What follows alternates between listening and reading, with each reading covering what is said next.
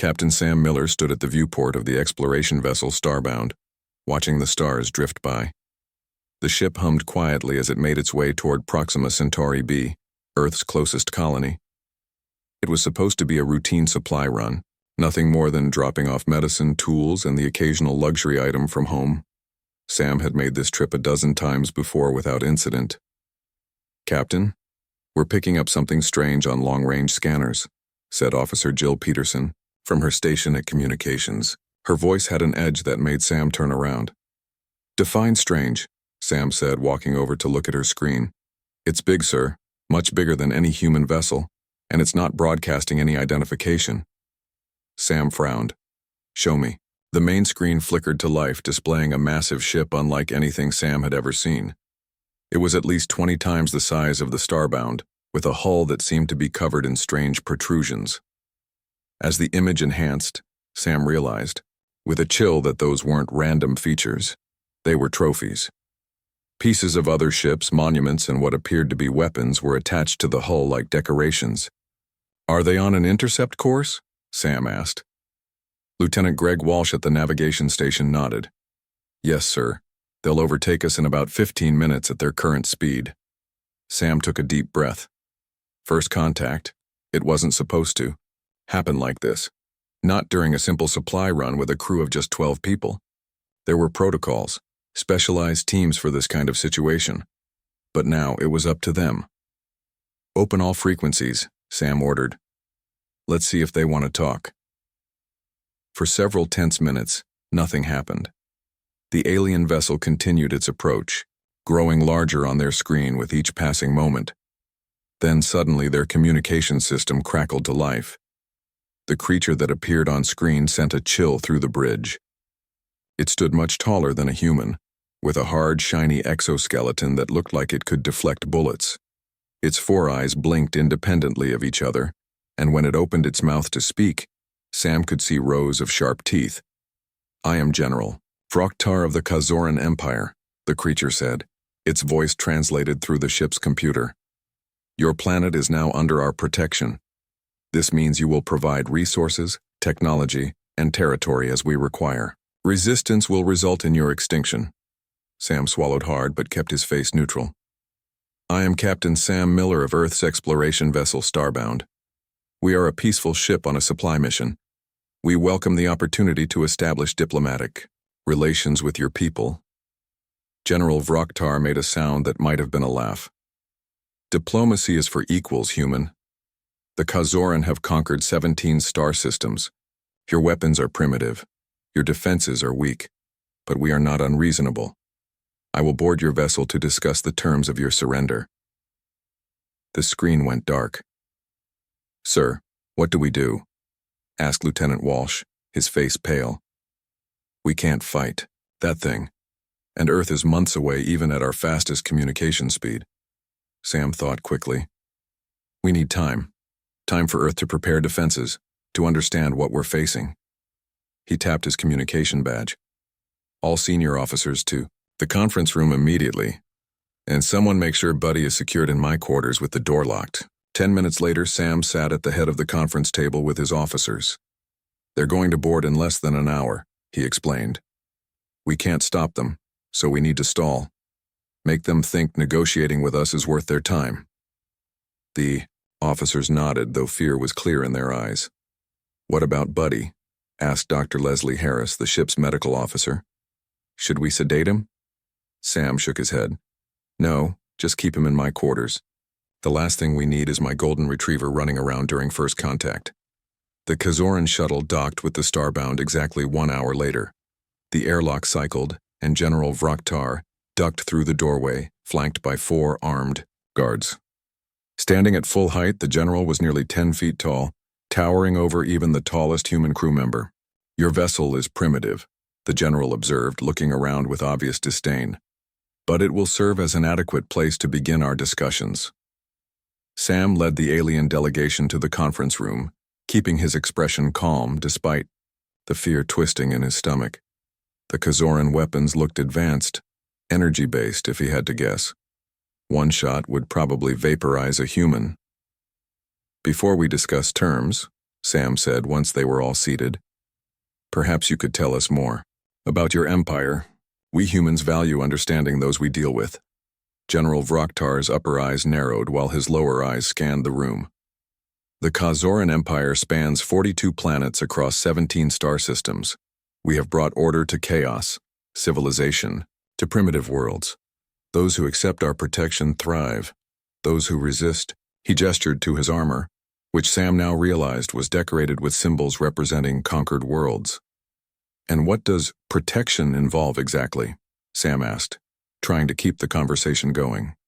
"Resource allocation, population management, military service." "You mean slavery?" Dr. Harris said before Sam could stop her. General Vroktar's mandibles clicked together. "A crude term. We prefer to think of it as guided evolution. The strong lead. The rest follow." Sam was about to respond when a sound came from outside the conference room, a scratching at the door followed by a familiar whine. No, Sam thought. Not now. The door to the conference room hadn't been properly secured, and as everyone watched, it slowly swung open. Buddy, Sam's golden retriever, trotted into the room, tail wagging happily at the prospect of new friends. The reaction was immediate and shocking. "Beast!" General Vroktar screamed, leaping to his feet so quickly he knocked his chair across the room. His guards raised their weapons, their hard exoskeletons somehow seeming to pale. "What treachery is this?" the general hissed, backing against the wall. "Release the beast against us already?" Sam was completely confused. Buddy was just sitting there, head tilted, tongue lolling out in that goofy dog smile he always had. He wasn't even barking. "It's just a playful pup," Sam explained, quickly moving to grab Buddy's collar. "He's a pet, a companion. He's completely harmless." "Harmless?" General Vroktar's voice rose higher than the translator could properly handle. "Those jaws? Those predator eyes? That hunting stance? Do you take us for fools?" Sam looked down at Buddy, who was now lying on his back, hoping for a belly rub, completely oblivious to the weapons pointed at him. "I assure you, General, Buddy is not a weapon. He's a domesticated animal that humans have kept as companions for thousands of years." The general's 4 eyes blinked rapidly. "You control these beasts? They serve you willingly?" A strange idea began to form in Sam's mind. These powerful aliens, conquerors of 17 star systems, were terrified of a golden retriever. Perhaps humanity had an unexpected advantage after all. "Perhaps," Sam said carefully, "we should take a short recess. You can return to your ship to consult with your advisors. We'll secure our companion and resume discussions tomorrow." General Vroktar was already backing toward the door. "Yes, a recess, immediately." Within minutes, the Kazoran delegation had returned to their shuttle and disengaged from the Starbound. As soon as they were gone, Sam called an emergency meeting. "I don't understand," said Officer Peterson. "Why would advanced aliens be afraid of dogs?" "Evolution," Dr. Harris suggested. "Maybe their species evolved being hunted by something canine-like. Fear can be coded into DNA for millions of years." Sam scratched Buddy behind the ears. "Whatever the reason, we need to report this to Earth immediately, and I think we might need more dogs." On board the massive Kazoran battlecruiser, General Vroktar paced back and forth. His 4 eyes blinked rapidly, and his exoskeleton clicked with each agitated step. The other officers watched him nervously, none wanting to be the first to speak after such a humiliating retreat. "Intelligence Officer Zexnar," the general finally barked. "What information do we have about these Earth creatures called dogs?" Zexnar stepped forward, his smaller frame trembling slightly. "We have intercepted many of their communications about these animals, General. The information is disturbing." A large screen flickered to life, displaying images that made several of the Kazoran officers step back. Dogs of various breeds, from tiny chihuahuas to massive Great Danes, filled the screen. "The humans keep these predators in their homes," Zexnar explained. "They have bred them for different purposes over thousands of years. Some have jaws strong enough to break bones. Others can track prey for days, using only their sense of smell."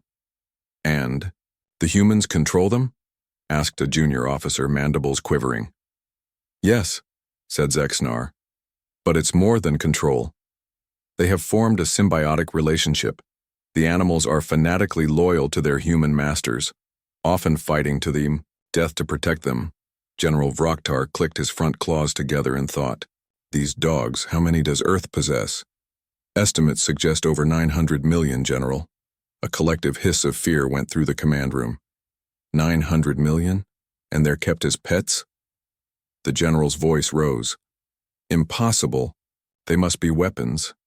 Biological weapons the humans have been developing for warfare. Zexnar brought up more images. They use them for many purposes.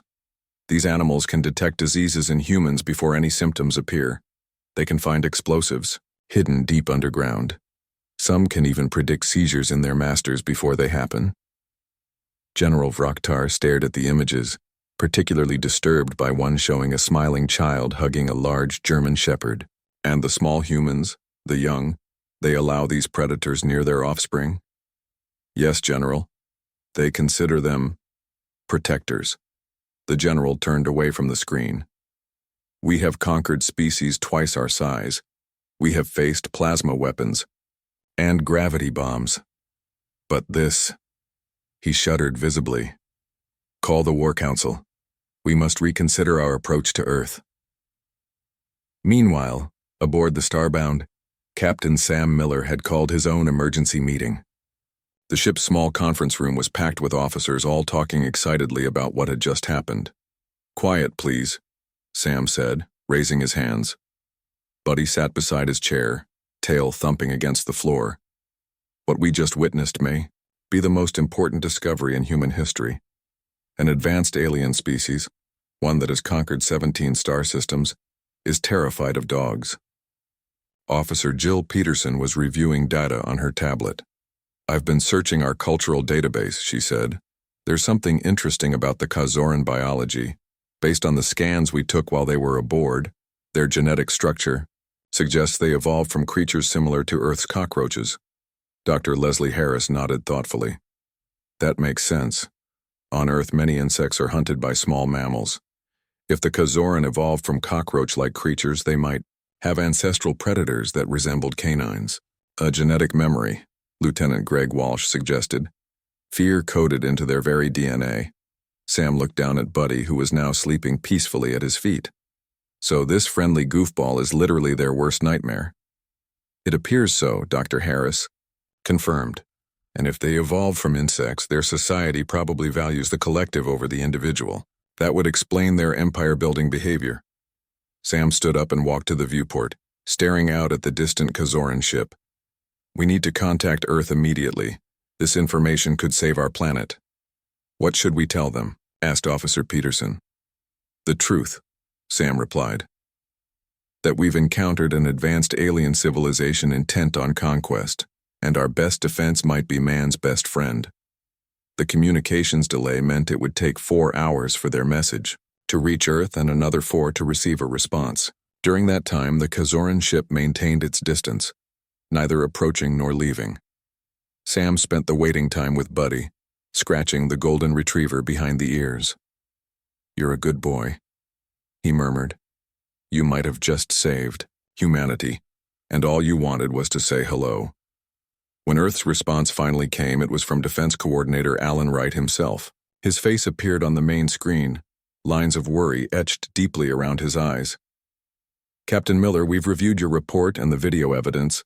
Frankly, it's hard to believe, but we have no reason to doubt your observations. We're implementing what we're calling Operation Good Boy, effective immediately. Operation Good Boy, sir? Sam asked. Yes, Captain. We're scrambling a team of 30 handlers and their dogs to your location. They'll depart from Luna Base within 6 hours in our fastest diplomatic vessel. Sir, with all due respect, that's a military response. I'm not sure if... Alan cut him off. These aren't attack dogs, Captain. We're sending therapy dogs, search and rescue dogs, even some family pets. If these aliens are going to judge us, let them see the true relationship between humans and canines. Sam nodded slowly. I understand, sir. Your job is to keep the Kazoran talking until our team arrives. Under no circumstances are you to let them know reinforcements are coming. And if they attack before help arrives? Alan's expression was grim. Then Buddy becomes our first and last line of defense. Use him if you must, but only as a deterrent. The transmission ended, leaving Sam staring at the blank screen. The fate of Earth might well rest on the furry shoulders of one golden retriever and Sam's ability to stall for time. Back on the Kazoran vessel, General Vroktar had reached a decision. "We will not retreat," he told his war council firmly. "The humans have these biological weapons, yes, but they only had one aboard their ship. This suggests they may not have mobilized their full force yet." "What do you suggest, General?" asked his second-in-command. "We will invite the human captain back for further negotiations. We will observe their behavior, learn the extent of their canine weapons, and develop countermeasures. And if they bring the beast again," the general's mandibles clicked together nervously, "we will be prepared. Distribute sonic weapons to all guards.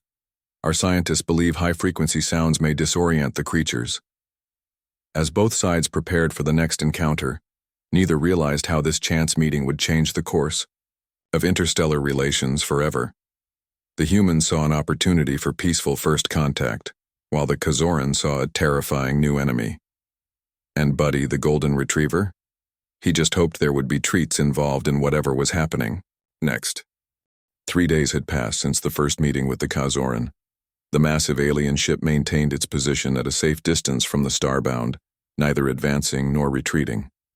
Captain Sam Miller had managed to keep communications open, engaging in careful, vague discussions about cultural exchange and species understanding, anything to buy time.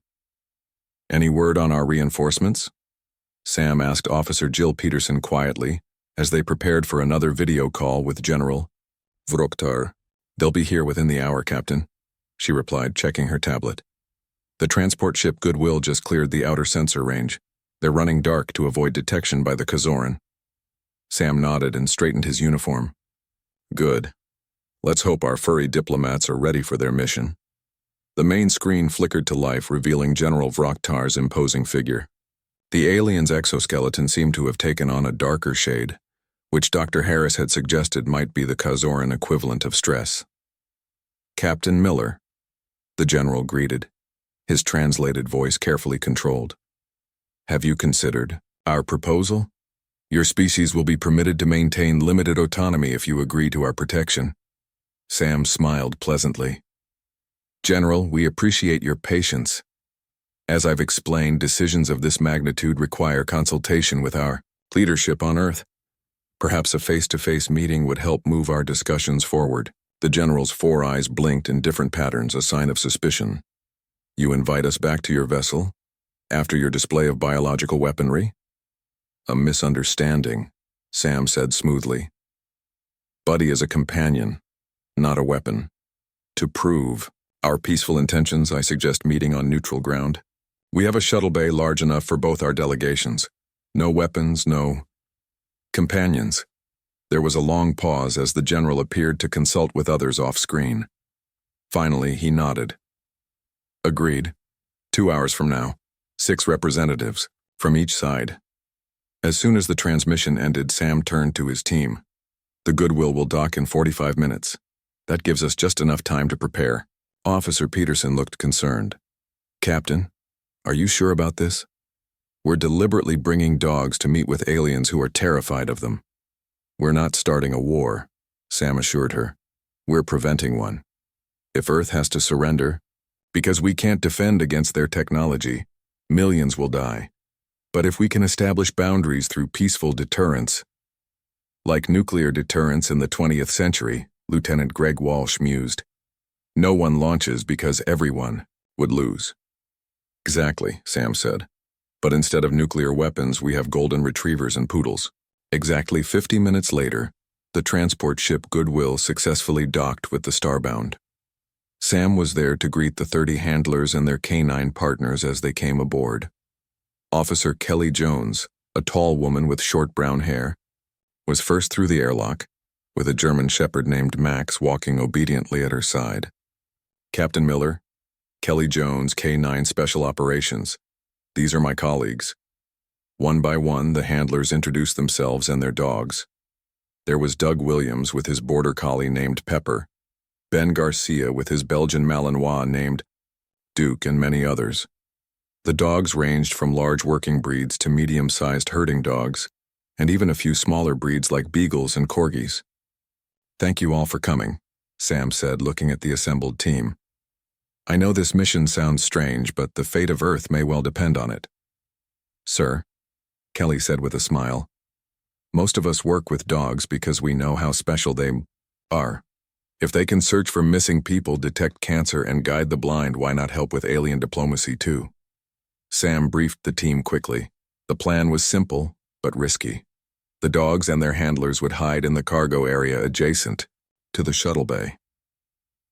When the Kazoran delegation arrived, Sam would attempt honest negotiation first. If that failed, or if the aliens became aggressive, the dogs would be brought in, not as an attack force, but simply as a show of Earth's capabilities. "Remember," Sam emphasized, "our goal is peace. These beings are physically powerful and technologically advanced, but they have this one psychological weakness. We use it only to establish mutual respect, not to terrorize them."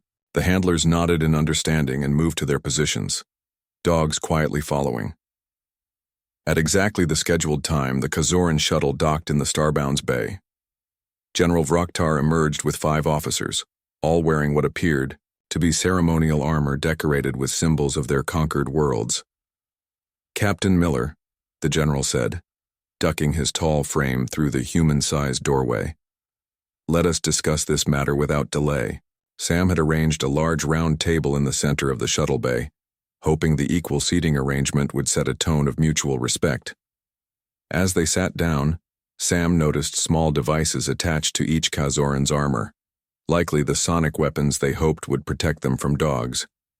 "General," Sam began, "before we discuss terms, I'd like to make something clear. Earth does not wish for conflict. We are explorers and traders, not conquerors." The general's mandibles clicked together. "Noble sentiments, yet throughout the galaxy, we have found that peace only comes through strength. The Kazoran provide that strength to those under our protection." "And what happens to those who refuse your protection?" Sam asked. General Vroktar's upper eyes narrowed. "They eventually understand the benefits of our system. Some take longer than others." The implied threat wasn't subtle. Sam took a deep breath and tried one more approach. "General, Earth has its own strengths. We believe our species could be valuable allies rather than subjects." "Allies?" The general made a sound that the translator interpreted as laughter. "Allies suggest equals, Captain. Your species is not our equal." Sam exchanged glances with his officers. They had tried diplomacy. Now it was time for Plan B. "Actually, General," Sam said calmly, "I believe we are equals, just with different strengths. You have your technology and physical power. We have our own unique advantages." The general leaned forward. "Your biological weapons? The creatures you call dogs? We are prepared for them now." Sam pressed a small button on his wrist communicator. "They're not weapons, General. They're our partners and friends, and there are far more of them than you realize." The doors to the cargo area slid open, the sound of 30 dogs entering the shuttle bay, paws clicking on the metal floor, some softly barking in excitement, filled the space. The reaction was immediate and dramatic. General Vroktar and his officers leapt to their feet, backing away in terror. They activated their sonic devices, which emitted a high-pitched whine that made the humans wince, but seemed to have little effect on the well-trained dogs. "This is madness," screamed General Vroktar, backing away as Pepper the border collie playfully chased a ball that Doug Williams had rolled across the floor. "These are just a few of our companions," Sam explained, keeping his voice level. "Earth has hundreds of millions more. Some are trained for search and rescue, others for therapy. Many are simply family pets. None are weapons unless you force them to be." The general's exoskeleton had paled to an almost white color. "You would threaten the mighty Kazoran Empire with these creatures?" "Not threaten," Sam corrected. "Establish boundaries. Earth wishes to coexist peacefully with the Kazoran, but we will not surrender our planet or our freedom." A small corgi waddled toward the general, causing him to scramble backward until he hit the wall. The dog simply sat down and tilted its head curiously. "I think," Sam said gently, "we should reschedule our negotiations for a later date. Perhaps after you've had time to consult with your empire's leadership." Within minutes, the Kazoran delegation had retreated to their shuttle and departed, leaving the humans and their canine companions in control of the shuttle bay. Kelly Jones approached Sam, with Max the German Shepherd at her side. "So," she said with a small smile, "I'm guessing that wasn't quite the diplomatic mission they were expecting."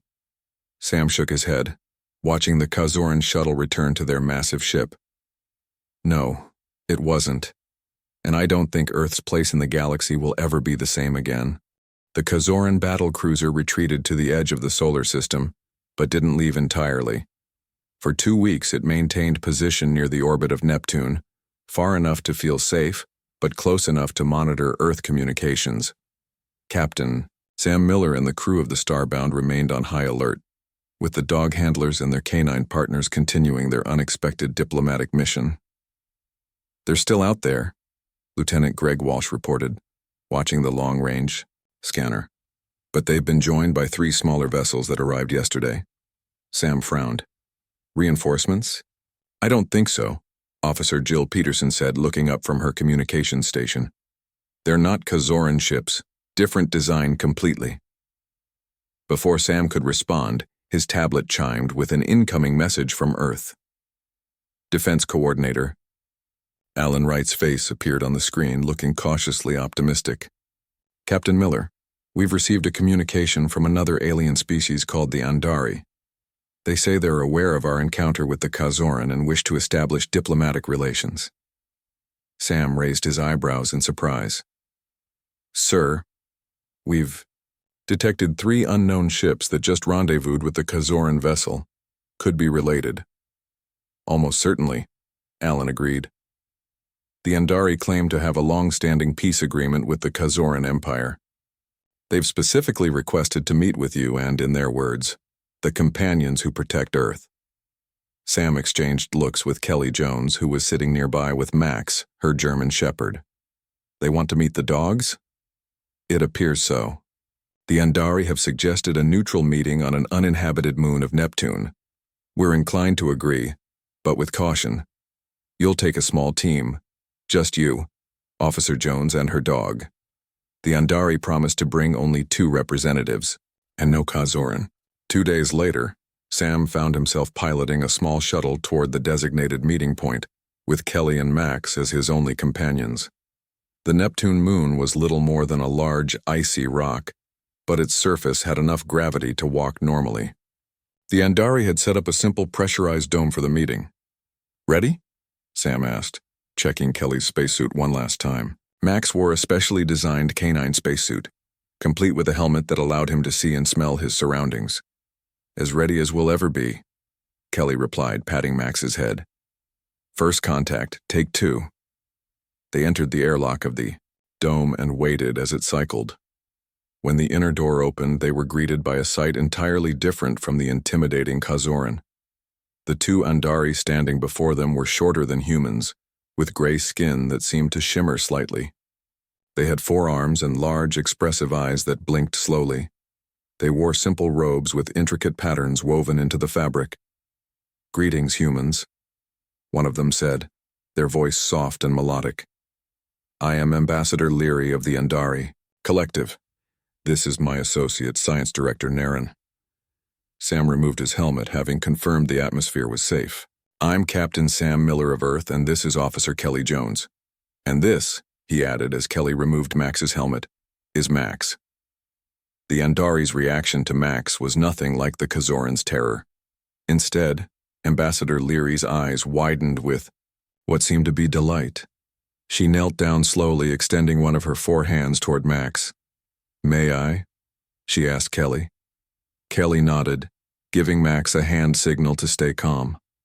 The German Shepherd remained perfectly still as the alien gently touched his head. When Max licked her hand, Ambassador Leary made a trilling sound that seemed to be laughter. "Remarkable," she said, standing again. We have creatures similar to these on our world.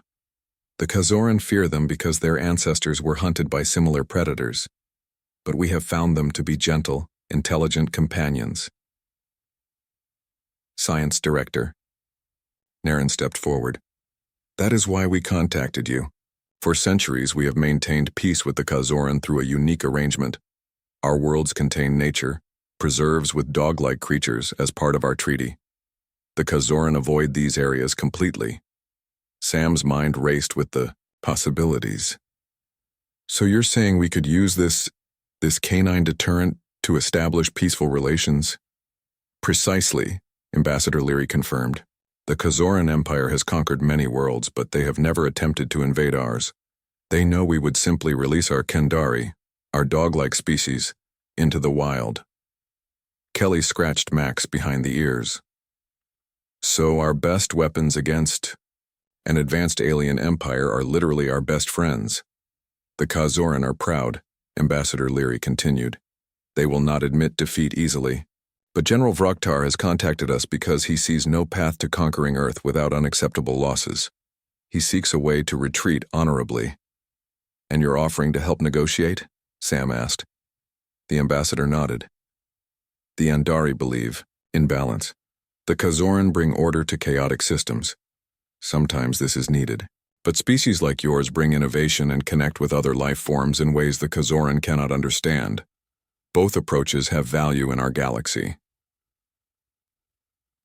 Back on the Starbound, Sam called an emergency meeting to discuss the Andari proposal. The ship's conference room was crowded with officers and dog handlers, all eager to hear about the new alien species.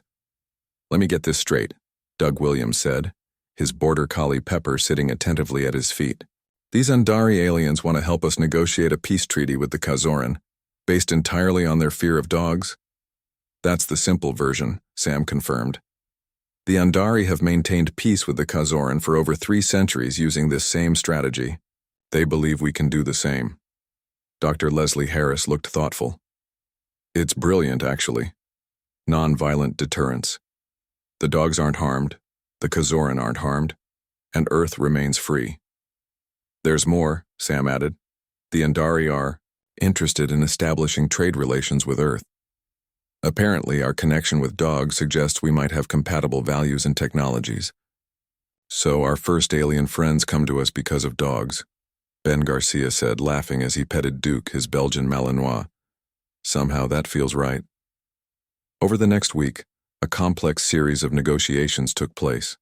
The Andari shuttled between the Starbound and the Kazoran vessel, gradually working out terms acceptable to both sides. General Vroktar, still unwilling to face the humans and their canine companions directly, communicated through video conferences. Meanwhile, more Andari ships arrived, their crews curious about Earth and its people. Unlike the Kazoran, the deer, Andari seemed genuinely interested in cultural exchange. They shared stories of their own world and were fascinated by human art, music, and especially the human-dog relationship. They're spreading the word, Officer Peterson reported after monitoring deep space communications.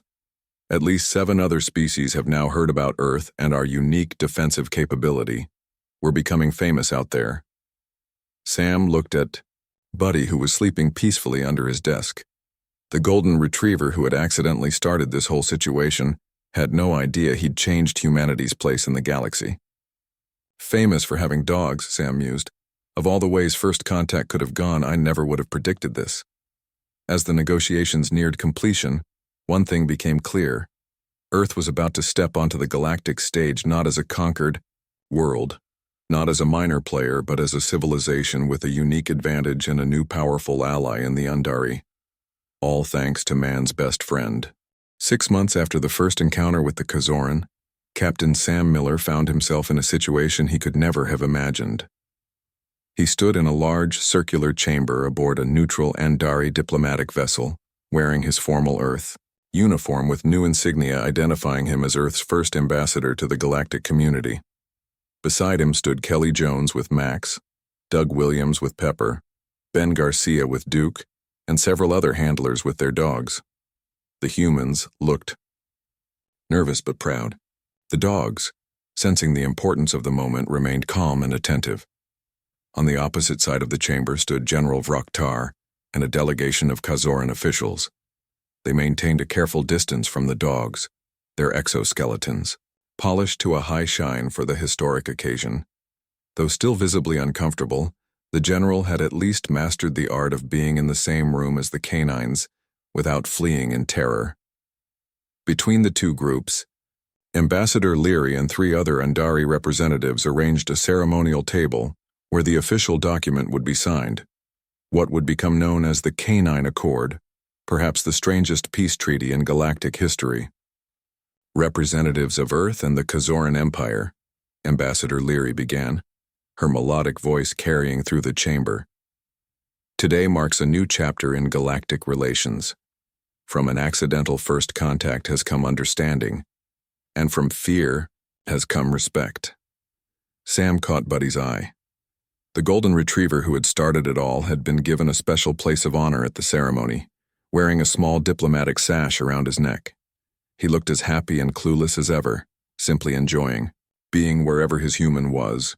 Ambassador Leary continued, "The terms of the Canine Accord are simple but binding. Earth will establish dog-free zones for Kazoran diplomatic visits. In return, the Kazoran Empire recognizes Earth's sovereignty and agrees to establish trade relations on equal terms. Additionally, Earth agrees not to weaponize canines in any future conflicts." Sam smiled slightly at that last part. Weaponizing dogs had never been Earth's intention in the first place. The dogs were companions, not weapons, but the Kazoran needed that reassurance written formally into the treaty. General Vroktar stepped forward, his movement stiff and formal. "The Kazoran Empire acknowledges Earth as a sovereign power," he stated, his translated voice echoing in the chamber. "In our arrogance, we assumed all species would be intimidated by physical strength. We failed to consider that sometimes the greatest power comes in forms unexpected." It was as close to an apology as the proud general could manage, but Sam recognized the significance. The Kazoran had conquered 17 star systems before meeting Earth. They had never before acknowledged any species as equals. When it was Sam's turn to speak, he kept his words simple. "Earth thanks the Kazoran Empire for their wisdom in finding a peaceful resolution. We look forward to sharing the galaxy as respected neighbors, and we thank the Andari for their crucial role in bringing us together." The treaty was signed with appropriate ceremony, the humans using traditional pens, the Kazoran marking the document with a special ink applied to their mandibles, and the Andari adding their flowing signatures with brushes dipped in a shimmering liquid. As the formal part of the ceremony concluded, small group discussions began. Sam found himself approached by Ambassador Leary and another alien he hadn't met before, a tall, bird-like being with iridescent feathers. "Captain Miller, may I introduce Ambassador Kalesh of the Vreen Confederation," Leary said. "The Vreen have been monitoring our negotiations with great interest." The bird-like alien made a graceful bowing motion. Earth's handling of the Kazoran situation has impressed many in the galactic community. For centuries, worlds have lived in fear of Kazoran expansion. You have shown there are alternatives to surrender or war. "We got lucky," Sam admitted, glancing at Buddy, who was now receiving gentle pets from an Andari scientist. "If the Kazoran hadn't evolved with that specific fear, perhaps," Ambassador Kalesh said, "but it was not luck that you chose to use this advantage for peace rather than dominance. 3 other civilizations have discovered the Kazoran fear in the past millennium. 2 were destroyed because they attempted to exploit it cruelly." "And the third?" Sam asked. "The Andari," Ambassador Leary answered with her trilling laugh. "We chose the path of balance as you have." As the reception continued, more alien representatives approached Sam and the other humans. Word had spread quickly through the nearby star systems. Earth, a planet that most species hadn't even known existed months ago, was now seen as a potential ally worth cultivating. "We've received 17 requests for diplomatic relations just this morning," Defense Coordinator Alan Wright told Sam, via private communication.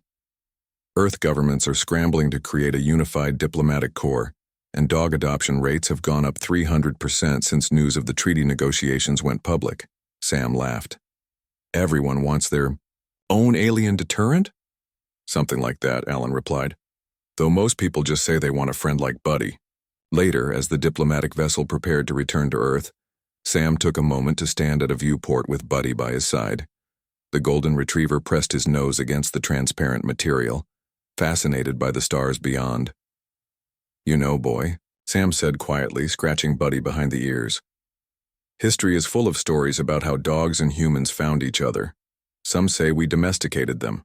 Others think they chose us. But I never thought our friendship would save us from alien invasion."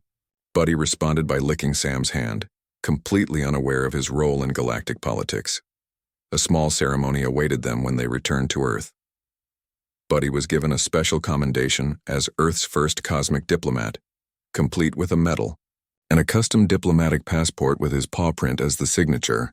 The image of the happy golden retriever wearing his diplomatic sash became an icon of Earth's entrance onto the galactic stage. In the years that followed, Earth established formal relations with 23 alien civilizations. The Kazoran, true to their word, maintained a respectful distance but engaged in profitable trade. Special canine ambassador programs were created, sending dogs and their handlers to meet with friendly species throughout nearby star systems. The Andari became Earth's closest allies, the two species finding they shared many values despite their different appearances. Cultural exchanges flourished, with humans particularly fascinated by Andari music and art. As for Captain Sam Miller, he continued to serve as Earth's ambassador to the galactic community, with Buddy always by his side. In diplomatic circles, he became known for his calm wisdom and practical approach to interspecies relations. "The universe is full of surprises," he often said in his speeches to new diplomats. "Never assume you know what will matter most when meeting new life forms. Sometimes your greatest strength might be something you take for granted, like friendship with another species." And Buddy? He remained simply a dog, happy to be with his human, eager to meet new friends, and completely unaware that his wagging tail and friendly nature had changed the course of human history forever.